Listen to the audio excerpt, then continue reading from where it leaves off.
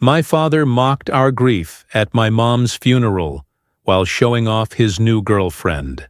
What I did next left him single again. At 34 years old, working as an architect in Seattle, I faced one of the most difficult moments of my life, the loss of my beloved mother. Her passing followed a long and courageous battle with illness. Though devastated, my siblings and I drew strength from her resilience and grace throughout her suffering.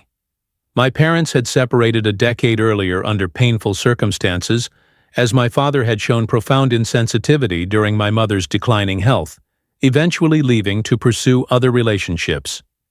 We had minimal contact with him thereafter. Respecting our mother's final wish, we informed my father about the funeral, doubting he would attend but believing it was the right thing to do.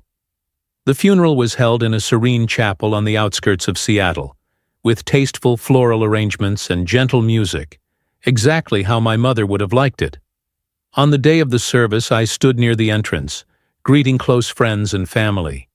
My siblings, still deeply grieving, gathered quietly nearby. The solemn mood abruptly shifted when my father arrived, casually entering with a woman none of us had ever met. Their casual attire and indifferent demeanor felt utterly disrespectful to the solemnity of the occasion. I exchanged disbelieving glances with my sister and brother. The atmosphere grew tense as my father casually wandered the room, seemingly disconnected from the gravity of the event. His companion appeared uncomfortable, whispering complaints and looking bored, clearly uninformed or unconcerned about the nature of the gathering. As the memorial began, we moved to our seats. Shockingly, my father chose to sit with his companion in the front row, typically reserved for immediate family. This blatant disregard forced my sister to leave her seat, visibly distressed. I quietly joined her, offering silent support. Throughout the heartfelt eulogies and shared memories, my father continuously whispered to his girlfriend, occasionally eliciting muffled laughter, drawing disapproving looks from those around them. When it came time for personal tributes at the casket, I overheard my father mocking the scale and beauty of the ceremony, dismissively commenting about the costs and extravagance. Anger welled up inside me, but I maintained composure, knowing my mother had always advocated dignity and peace. At the burial, held at a tranquil cemetery overlooking the water, my father's disrespect continued. He impatiently muttered about the length of the service, disrespecting our grief and the reverence of the moment. Afterward, despite our clear emotional exhaustion, he boldly approached us to discuss financial matters related to my mother's estate, displaying shocking insensitivity. My siblings and I firmly declined, postponing any discussion to a more appropriate time. In the following days, as we sorted through our mother's belongings, my father repeatedly contacted us, aggressively claiming rights to her property. This was baseless. Their divorce settlement had clearly established his lack of entitlement. Nonetheless, he persisted, sending letters and messages, even appearing uninvited with his companion at my mother's home, making threatening demands. We had no choice but to involve an attorney to formally address his harassment. Through legal counsel, we confirmed my father had no rightful claim to my mother's estate. Despite this, he escalated his threats, employing aggressive letters from his attorney friend to intimidate us. In response, we collected meticulous evidence of his unfounded claims and harassment. During this stressful period, we discovered his girlfriend had publicly boasted about an anticipated inheritance, clearly misled by my father's lies. Recognizing an opportunity to end this harassment and reveal the truth, we gathered official documents clearly demonstrating my father's lack of inheritance rights. These papers included my mother's will, the divorce decree, and property records. We discreetly sent copies of these documents directly to his girlfriend's workplace, marking them as important personal correspondence.